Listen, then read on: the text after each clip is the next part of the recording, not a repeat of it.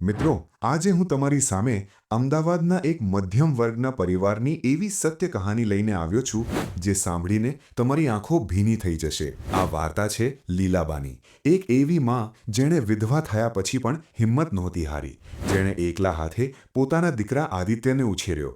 પણ જ્યારે એ જ દીકરો પરણ્યો ત્યારે શરૂ થઈ એક એવી સાજિશ જે માત્ર એક ઘર તોડવાની નહોતી પણ એક માને તોડવાની હતી. પણ સવાલ એ હતો, આની પાછળ કોનો હાથ હતો? શું ખરેખર એ ઘરમાં જ કોઈ દુશ્મન હતું? સત્ય જ્યારે બહાર આવ્યું ત્યારે બધા ચોંકી ગયા. તો ચાલો 10 ફેબ્રુઆરી 2024થી શરૂ કરીએ લીલાબાની આ દિલધડક સફર. પણ આ કહાની સમજવા માટે આપણે થોડા વર્ષો પાછળ જવું પડશે. અમદાવાદનો નારણપુરા વિસ્તાર, એક નાનકડું પણ સ્વચ્છ ઘર જ્યાં સુનિલભાઈ અને લીલાબા પોતાના નાના સંસારમાં ખુશ હતા. સુનિલભાઈ એક પ્રાઇવેટ કંપનીમાં નોકરી કરતા હતા. પગાર વધારે નહોતો પણ ઘરમાં પ્રેમ ભરપૂર હતો. પણ નસીબને કંઈક બીજું જ મંજૂર હતું. આદિત્ય માત્ર 4 વર્ષનો હતો જ્યારે સુનિલભાઈ અચાનક એક અકસ્માતમાં આ દુનિયા છોડી ગયા. એ રાતે લીલાબા પર આભ તૂટી પડ્યું. ઘરમાં ન પૂરતી બચત, ન કોઈ મોટી મિલકત અને ખોળામાં એક 4 વર્ષનો દીકરો જે હજી પપ્પા ક્યાં ગયા એ સવાલ પૂછતો હતો. ઘણા લોકોએ લીલાબાને કહ્યું, બીજા લગ્ન કરી લો, જિંદગી સહેલી થઈ જશે. લીલાએ કહ્યું, મારે બીજા કોઈની જરૂર નથી. મારો આદિત્ય જ મારી દુનિયા છે. હું એને એવો ઉછેરીશ કે સુનિલ જ્યાં પણ હશે ગર્વ અનુભવે. અને પછી શરૂ થઈ લીલાબાની અસલ લડાઈ. સવારે વહેલા ઉઠીને બે ઘરે વાસણ માંજવા જવું, બપોરે પાડોશીઓના ઘરે રસોઈ બનાવવી, સાંજે આદિત્યને ભણાવવો. ક્યારેક એવો દિવસ આવતો જ્યારે ઘરમાં ફક્ત રોટલો અને મીઠું હોય, પણ લીલાબા આદિત્ય સામે હંમેશા હસતા રહ્યા. દીકરો ક્યારેય ન જાણે કે માં ભૂખી સૂઈ છે. વર્ષો વીતા ગયા. આદિત્ય ભણ્યો, મોટો થયો અને લીલાબાની મહેનત રંગ લાવી. આદિત્યને અમદાવાદની એક સારી પ્રાઇવેટ કંપનીમાં નોકરી મળી. પગાર સારો હતો. ઘરની તકલીફો ઓછી થઈ. લીલાબાએ પહેલીવાર થોડો શ્વાસ લીધો. બા, મારે તને એક વાત કરવી છે. મેં રિયાને પસંદ કરી છે. અમે લગ્ન કરવા માંગીએ છીએ. તારી હા જ મારા માટે બધું છે. લીલાબાએ દીકરાની આંખોમાં ખુશી જોઈ અને હા પાડી દીધી. તેમને શું ખબર હતી કે આ હા તેમની જિંદગીની સૌથી મોટી કસોટીની શરૂઆત હતી. 15 ફેબ્રુઆરી 2024 અમદાવાદના એક સાદા પણ સુંદર મંડપમાં આદિત્ય અને રિયાના લગ્ન સંપન્ન થયા. લીલાબાએ પોતાની બધી બચત કાઢીને દીકરાના લગ્ન કર્યા. ઘરેણાં નહોતા પણ આશીર્વાદ ભરપૂર હતા. શરૂઆતના થોડા દિવસો સારા ગયા. રિયા દેખાવે સુંદર હતી, બોલવામાં મીઠી હતી અને લીલાબા સામે હંમેશા હસતી રહેતી. પણ લીલાબાને ધીરે ધીરે કેટલીક નાની નાની વાતો ખટકવા લાગી. બેટા રિયા, આ દાળમાં થોડું વઘારણ નાખીએ તો સ્વાદ સારો આવે. સુનિલને બહુ ભાવતું. બા, મને રસોઈ આવડે છે, તમારે શીખવવાની જરૂર નથી, તમે તમારું કામ કરો. લીલાબા ચૂપ થઈ ગયા. તેમને લાગ્યું નવી છે, ટેવાઈ જશે. પણ આ માત્ર શરૂઆત હતી. રિયા ધીરે ધીરે આદિત્યના કાનમાં ઝેર ભરતી રહી અને આદિત્ય, જે છોકરો ક્યારેક મા વગર પાણી પણ ન પીતો, એ ધીરે ધીરે બદલાવા લાગ્યો.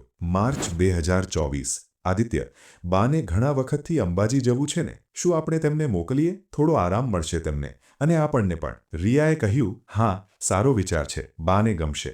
આ વાત સાંભળીને લીલાબા ખુશ થઈ ગયા. તેમને શું ખબર હતી કે આ વેકેશનની ઓફર પાછળ એક સુનિયોજિત ષડયંત્ર છુપાયેલું હતું. અને એ ષડયંત્ર માત્ર રિયાનું નહોતું, પાછળ એક અને હાથ હતો જે હજી સુધી સામે આવ્યો નહોતો.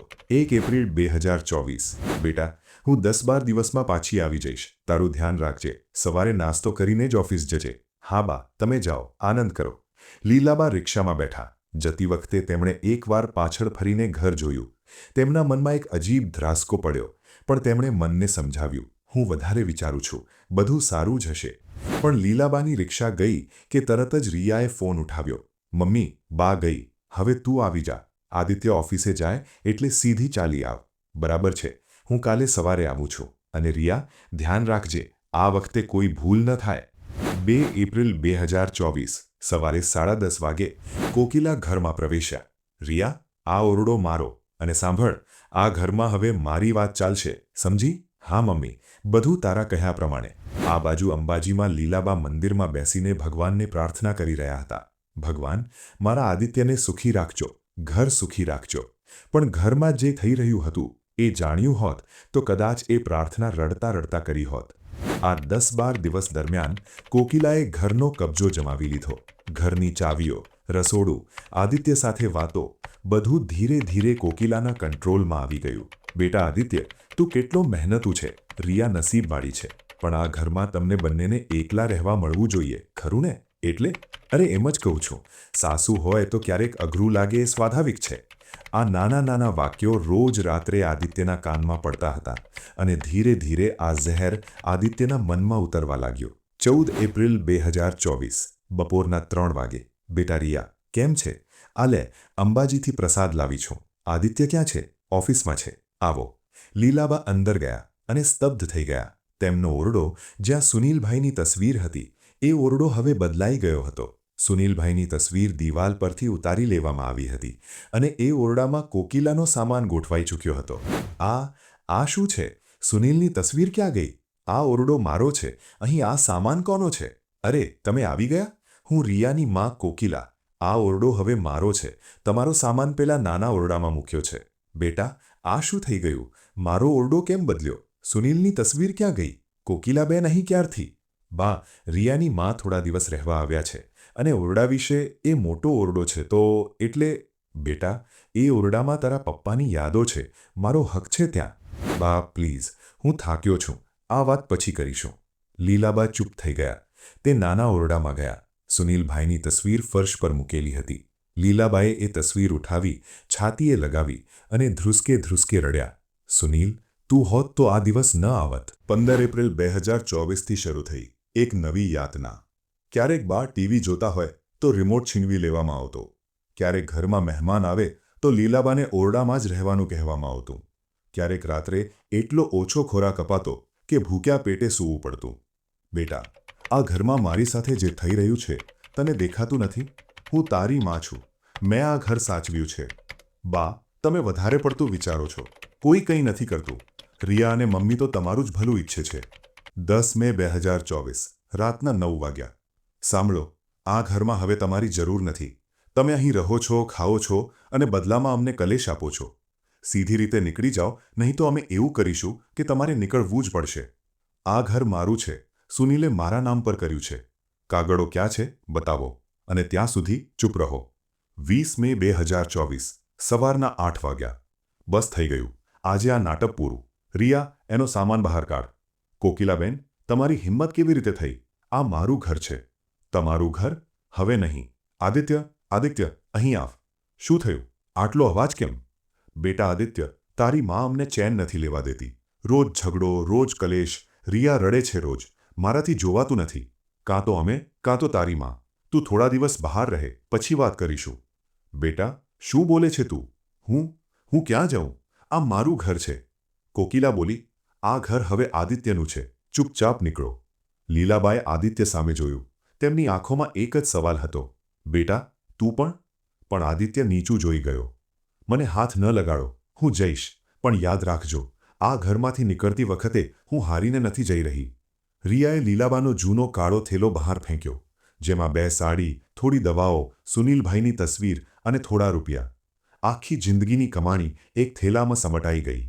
ધડામ! દરવાજો બંધ થઈ ગયો. લીલાબાની આંખો સૂકાઈ ગઈ હતી. તેમને સમજાઈ ગયું કે હવે આંસુ વહાવવાનો કોઈ અર્થ નથી. 20 મે 2024 સવારના 10 વાગ્યા. હેલો, કોણ? રમેશભાઈ, હું લીલાબા. લીલાબા? શું થયું? અવાજ કેમ આવો છે? રમેશભાઈ, મને મારા જ ઘરમાંથી કાઢી મૂકી. લીલાબા, રડો નહીં. હું આવું છું. તમે ક્યાં છો? 30 મિનિટમાં રમેશભાઈ પોલીસ ચોકી પહોંચ્યા. લીલાબા, મને બધું જણાવો, શરૂઆતથી, એક પણ વાત છુપાવ્યા વગર. તારી લીલાબાને આ દિવસ જોવો પડ્યો, પણ હવે નહીં. ચાલો લીલાબા, આજે આ કેસ ફાઇલ થશે. 20 મે 2024 બપોરના 12 વાગ્યા. રમેશભાઈએ નારણપુરા પોલીસ સ્ટેશનમાં લીલાબા વતી ફરિયાદ નોંધાવી. આ ગંભીર મામલો છે. અમે તપાસ શરૂ કરીશું. 24 કલાકમાં નોટિસ જશે. 22 મે 2024 પોલીસે આદિત્ય, રિયા અને કોકિલાને નોટિસ આપી. આ શું છે? Police notice? બાએ કેસ કર્યો? ઘરડી ડોસીએ નાટક કર્યું છે. કંઈ નહીં થાય. તું ચિંતા ન કર. ધ્યાન રાખ. આ વખતે ખૂબ સાવચેત રહેવું પડશે. જો સાચું બહાર આવ્યું તો. શું સાચું? મમ્મી, તમે શું બોલો છો?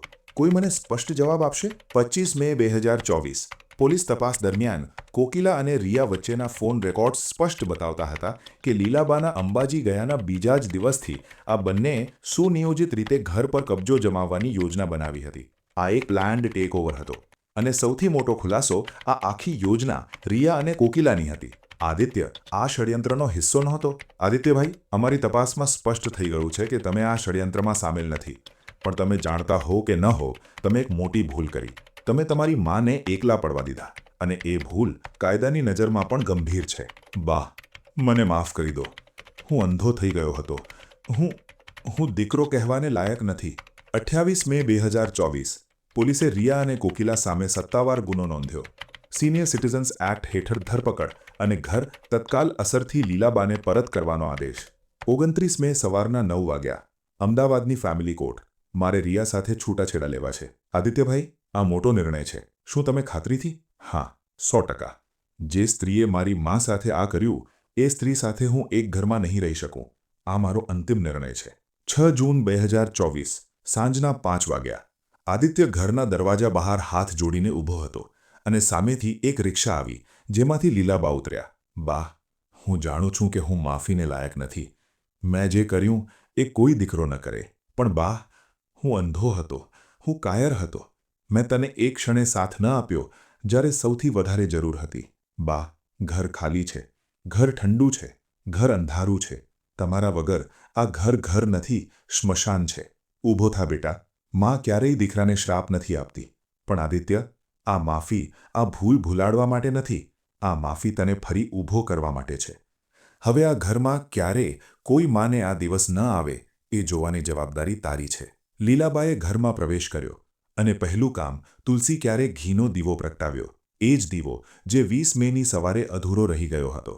એ જ્યોત જાણે કહી રહી હતી, અંધકાર ગમે તેટલો ઘેરો હોય, સત્યનો એક દીવો તેને મિટાવવા માટે કાફી છે. આજે લીલાબા એ ઘરમાં ગર્વથી જીવે છે. આદિત્ય દરરોજ સવારે બાના પગ સ્પર્શ કરે છે, અને ક્યારેક રાત્રે જ્યારે ઘર શાંત હોય, આદિત્ય બાની બાજુમાં બેસે છે, અને લીલાબા સુનિલભાઈની તસવીર સામે જોઈને ધીમેથી હસે છે. સુનિલ, તે જે મિત્ર મૂક્યો હતો એ કામ આવ્યો.